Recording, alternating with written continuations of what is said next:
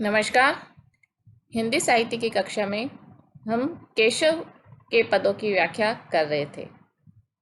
केशव के पदों की व्याख्या के क्रम में ही आज हम रामचंद्रिका में संकलित कुछ अन्य पदों की व्याख्या करेंगे।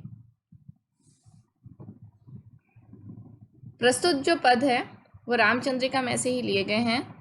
रामचंद्रिका के पंचवटी वर्णन प्रसंग से ये पद लिए गए हैं। पंचवटी वह स्थान था जहाँ पर प्रभु श्री राम अपनी भार्या सीता और भ्राता लक्ष्मण के साथ वनवास का जो अपना समय है वह व्यतीत करने के लिए रुके थे। पंचवटी की शोभा प्राकृतिक रूप से तो अत्यधिक सुंदर है ही, और यह प्राकृतिक शोभा मनुष्य के मन को विश्रांति प्रदान करने वाली है। लक्ष्मण के माध्यम से पंचवटी के इस वैभव का और इस विशेष स्थिति का वर्णन आचार्य केशव ने करवाया है। यहाँ पर पंचवटी के इस वन को धुरजटी अर्थात शिव के समान बताया गया। जिस प्रकार से शिव कल्याणकारी हैं, उसी प्रकार से ये जो पंचवटी का स्थान है, वन है, वह मनुष्य का कल्याण करने वाला है। सुंदरता की दृष्टि से तो यह अतुलनीय है ही, परंतु कल्याण की दृष्टि से यह शिव के समान है। सब जाति फटी दुख की दुपट्टी, कपटी न रहे जहाँ एक गटी। निगटी रुचि मिचु घटी हूँ गटी, जग जीव जतिन की छूटी तटी। अग ओग की बैरी कटी बिकटी, निकटी प्रकटी गुरु ज्ञान घटी। चहु औरन नाचती मुक्ति नटी, गुण दुर्जटी वन पंचवटी। तो विद्यार्थियों, यहाँ पर जो शब्द आए हैं, जिसमें हम सबसे पहले देखते हैं दुपट्टी। दुपट्टी का अभिप्राय है चादर। जतिन का अभिप्राय है वन में तपस्या करने वाले यति इत्यादि जो हैं वह। और इसके अतिरिक्त अग ओग अर्थात पाप राशि,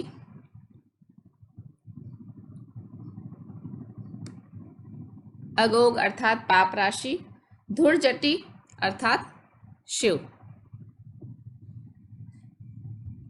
लक्ष्मण कहते हैं कि जिस प्रकार से शिव के दर्शन करने से, धुरजटी अर्थात शिव के दर्शन करने से सब प्रकार के दोष, दुख, कष्ट, पाप नष्ट हो जाते हैं और मनुष्य कल्याण की स्थिति को प्राप्त करता है, उसी प्रकार से पंचवटी के इस मोहक स्थिति का दर्शन करने से सब प्रकार के दुखों की जो चादर है वह फट जाती है। सब जाति फटी दुख की दुपट्टी, सब प्रकार के दुखों की जो चादर है अर्थात सब प्रकार के जीवन के जो कष्ट हैं, दुख है, वह समाप्त हो जाते हैं। कपटी न रहे जहाँ एक गति। ये पंचवटी का जो स्थान है वह इतना सुंदर, इतना सौभाग्यशाली और इतना भक्तिपूर्ण है कि यदि किसी व्यक्ति के मन में, हृदय में छल कपट हो तो वह छल कपट इस स्थान में प्रवेश करने मात्र से समाप्त हो जाते हैं। और इसलिए यहाँ पर कपटी व्यक्ति एक पल के लिए भी नहीं रह पाता। निगटी रुचि मीचु घटी, निगटी यानी घट जाती है, मीचु यानी मृत्यु। मृत्यु में जो यानी मुक्ति की जो कामना है, उसमें जो रुचि है वह समाप्त हो जाती है। पंचवटी का जो स्थान है वह स्वयं मुक्ति प्रदान करने वाला है। यहाँ आकर के मनुष्य में किसी भी प्रकार के बंधन की जो अनुभूति है वह शेष नहीं रह जाती है। इसलिए उसके मन में जो मुक्ति की कामना है वह भी घट जाती है। घटी हूँ घटी अर्थात हर घड़ी, प्रति क्षण मुक्ति की जो कामना है वह हर क्षण मृत्यु की जो कामना है, घटी हूँ घटी अर्थात प्रति क्षण मृत्यु की जो कामना वह घट जाती है, समाप्त हो जाती है। जग जीव जतन की छूटी तटी। और जो यति लोग, जो समाधिस्थ होने की, तपस्या करने की जो कामना करते हैं, उनकी वह कामना भी समाप्त हो जाती है। यति लोगों की समाधि अवस्था है वह भी छूट जाती है। कहने का अभिप्राय है कि ये पंचवटी का जो स्थान है वह इतना अधिक वैभवपूर्ण है और इतना अधिक फलदायक है, इतना अधिक भक्तिप्रद है कि यहाँ आने के बाद व्यक्ति की भौतिक और आध्यात्मिक समस्त प्रकार की कामनाएं छूट जाती है। अग ओग की बैरी कटी विकटी। अग ओग का अभिप्राय है पाप राशि। पाप राशि की जो बेड़ियां हैं, पापों के जो गठरियां हैं, बेड़ियां हैं, वह यहाँ पर आकर के अग ओग पाप की जो गठरियां हैं वह यहाँ आकर के कट जाती है। निकटी प्रकटी गुरु ज्ञान गति। और यहाँ इस वन में आने से पाप तो कटते ही है, लेकिन इसके साथ साथ वह ज्ञान की ओर भी आकृष्ट होता है। पंचवटी का स्थान ऐसा स्थान है जहाँ आकर व्यक्ति को अपने भीतर स्वयं का ज्ञान, प्रकृति का ज्ञान और उस ईश्वर का ज्ञान सहज ही प्राप्त हो जाता है। संसार का सबसे गुरु ज्ञान यहाँ पर आकर सहज ही प्राप्त हो जाता है। चहु और नाचती मुक्ति नटी। और चारों ओर मुक्ति रूपी जो नटी है वह नृत्य करती हुई प्रतीत होती है। यहाँ का वातावरण मनुष्य को सब प्रकार के सांसारिक और सामाजिक और पारिवारिक बंधनों से मुक्त करता है, जिससे मनुष्य एक प्रकार की मुक्ति की अनुभूति करता है। तो उसी का वर्णन करते हुए केशव दास जी कहते हैं कि यहाँ पर मुक्ति रूपी जो नटी है वह सहज रूप से नृत्य करती हुई मिल जाती है। वस्तुतः नटी गुण धुरजटी वन पंचवटी। वस्तुतः यह जो पंचवटी नामक वन है यह भगवान शिव के समान है। धुरजटी अर्थात शिव जी के दर्शनों के समान है। जिस प्रकार शिव का दर्शन, शिव का सानिध्य कल्याणकारी है, शांति प्रदान करने वाला है, मुक्ति प्रदान करने वाला है, उसी प्रकार से ये पंचवटी का वन भी मुक्ति प्रदान करने वाला है। तो यहाँ पर विभिन्न प्रकार के अलंकारों के माध्यम से कवि ने जो वर्णन किया है वह मुख्यतः पंचवटी के वैभव का, पंचवटी के सौभाग्य का वर्णन यहाँ पर किया गया है। और यदि इस पद के छंद की बात करें तो ये चंद्रकला छंद में लिखा गया है।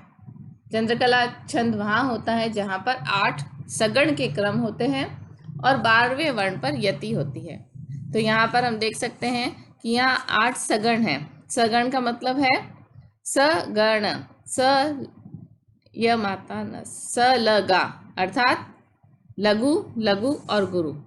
इस पद में हम लघु, लघु और गुरु की मात्राओं का क्रम है वह 8 रूप से देख सकते हैं। पहले वर्ण में लघु, दूसरे में लघु और तीसरे में फिर गुरु।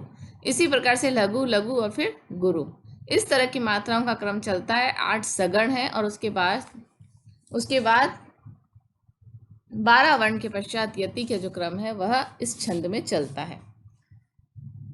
और इसी के साथ साथ यदि हम बात करें अलंकारों की, वर्णों की, तो यहाँ पर वर्ण के रूप में अनुप्रास अलंकार की पूर्ति के लिए ट वर्ण का बार बार प्रयोग किया गया है, जो अनुप्रास अलंकार को सिद्ध करता है।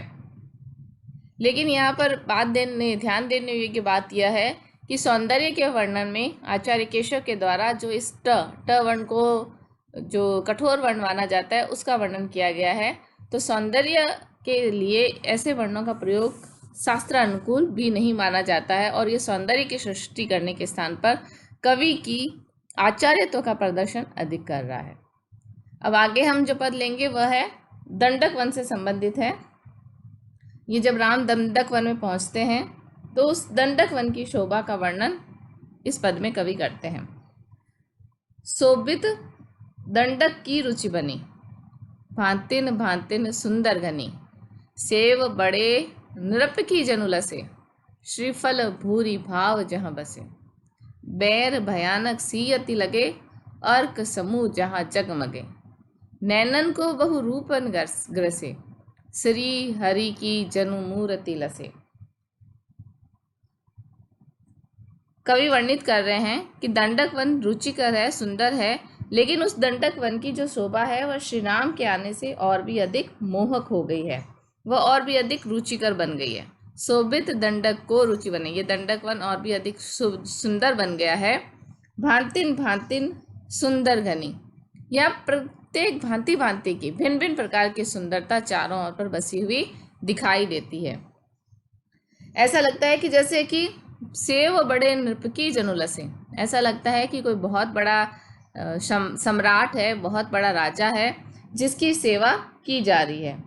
और इस राजा की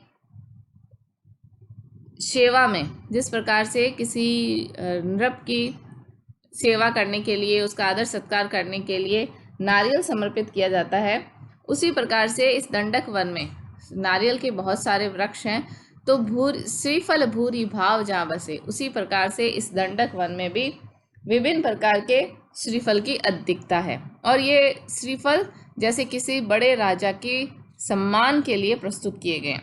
बैर भयानक सी अति लवे, इस वन की जो प्रतीति है वह प्रलय काल जैसी भी है। जिस प्रकार से प्रलय काल में बहुत अधिक जो गर्मी का वातावरण है, बहुत अधिक अग्नि का वातावरण, ताप का वातावरण उपस्थित हो जाता है। ऐसा इसलिए होता है कि कहा जाता है कि प्रलय के समय एक साथ धरती पर बहुत सारे सूर्य उपस्थित हो जाएंगे। और दंडक वन में भी जिस प्रकार से प्रलय काल का जो ताप है वैसा ही भयानक ताप यहाँ पर अनुभव होता है। कर्क समूह जहाँ जगमगे, जो अर्क समूह है, आक के जो वृक्ष हैं वह यहाँ पर जगमग करते हुए प्रतीत हो रहे हैं। अर्क शब्द के यहाँ पर दो अर्थ हैं। अर्क कहा गया है सूर्य के लिए भी और अर्क कहा गया है आक के वृक्ष के लिए भी। तो सूर्य और आक दोनों के लिए इस अर्क शब्द का प्रयोग यहाँ श्लेष अलंकार की सृष्टि तो कर ही रहा है, लेकिन इसके साथ साथ ही बता रहा है कि यहाँ पर इस दंडक वन में बहुत अधिक आक के वृक्ष भी हैं जो भयानक बेला, प्रलय काल की बेला का सा वातावरण उपस्थित कर रहे हैं। नैनन को बहुरूपनि ग्रसे, दंडक वन की जो शोभा है वह नेत्रों को विभिन्न प्रकार से ग्रसित कर लेती है, विभिन्न प्रकार से कैद कर लेती है, पकड़ लेती है। ऐसा लगता है कि जैसे श्री हरि की, भगवान की स्वयं की मूर्ति है और वही यहाँ पर चारों तरफ बिखरी हुई है, वही यहाँ पर चारों तरफ फैली हुई है। जिधर देखो उस हरि की मूर्ति ही दंडक वन की शोभा के रूप में प्रतीत हो रही है। तो विद्यार्थियों, यहाँ पर आचार्य केशव दंडक वन की सुंदरता का वर्णन करने का प्रयास कर रहे हैं। दंडक वन की सुंदरता को बताने के लिए उन्होंने श्री हरि, श्री विष्णु की मूर्ति के रूप में दंडक वन की शोभा को वर्णित किया है। बताया है कि जैसे चारों तरफ उसकी शोभा है, दंडक वन की शोभा है, वह विष्णु के रूप की शोभा के समान चारों तरफ प्रतीत हो रही है। परंतु इस सुंदरता को अभिव्यक्त करने में भी वह बेर भयानक सी अर्क समूह को बहुत सारे सूर्यों के रूप में, तो वहाँ पर एक भयानकता की भी वह सृष्टि कर रहे हैं। सुंदरता के साथ इस भयानकता का वर्णन करने के कारण सुंदरता को उपस्थित करने की जो वस्तु है वह क्षीण हो जाती है। इस छंद में हम अर्क समूह में हम देख सकते हैं कि यहाँ पर श्लेष अलंकार है और श्री हरि की जनुमूर्ति लसे, यहाँ पर हम उत्प्रेक्षा अलंकार देख सकते हैं। उत्प्रेक्षा अलंकार वहाँ होता है जहाँ पर उपमेय में उपमान को माना जाता है। तो यहाँ हम दंडक वन की शोभा में श्री हरि विष्णु की मूर्ति को मान रहे हैं, इसलिए यहाँ पर उत्प्रेक्षा अलंकार है। आगे हम देखते हैं कि इस प्रकार से आचार्य केशव ने सुंदरता की स्थिति के वर्णन करते समय भी अपना अलंकार ज्ञान प्रकट किया है। अलंकार ज्ञान को प्रकट करने के साथ साथ उन्होंने सुंदरता के बीच में भयानकता जैसे, ताप जैसे बस शब्दों का प्रयोग करके अपना जो ध्येय है सुंदर मूर्ति वर्णित करने का, उसमें वह स्वयं ही विराम लगाते हैं। आगे हम आचार्य केशव के अन्य पदों की व्याख्या करेंगे। धन्यवाद।